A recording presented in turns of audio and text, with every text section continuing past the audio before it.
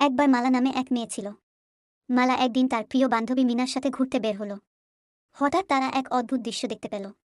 একটি জাদুকর গাছের তলায় বসে কান্না করছিল। মালা আর মিনা জাদুকরের কাছে গিয়ে জানতে চাইল, কি হয়েছে, তুমি কান্না করছো কেন? জাদুকরটি বলল, আমার জাদুর লাঠিটি হারিয়ে গেছে, তাই আমি বাড়ি ফিরতে পারছি না। মালা আর মিনা জাদুকরটির কথা শুনে খুব দুঃখ পায় এবং তারা বলে, চিন্তা করো না, আমরা তোমার জাদুর লাঠি খুঁজে দেব। এই বলে তারা বনের বিভিন্ন জায়গায় খুঁজতে শুরু করে দিল।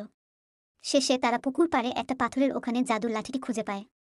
জাদুকরটি লাঠিটি পেয়ে খুব খুশি হলো এবং ধন্যবাদ জানিয়ে বলল, তোমরা সত্যিকারের খুব ভালো মনের মানুষ। এই লাঠিটি না পেলে আমি আর কখনো বাড়িতে যেতে পেতাম না। তারপর জাদুকরটি তার জাদুর লাঠি দিয়ে মিনা আর মালাকে জাদুর দেশ দেখালো, যেখানে সবকিছু রঙিন ও মজার ছিল। সেদিনের সেই অভিজ্ঞতা মালা আর মিনার মনে চিরকাল রয়ে গেল। বন্ধুরা, প্লিজ আমার চ্যানেলটা সাবস্ক্রাইব করে দিও।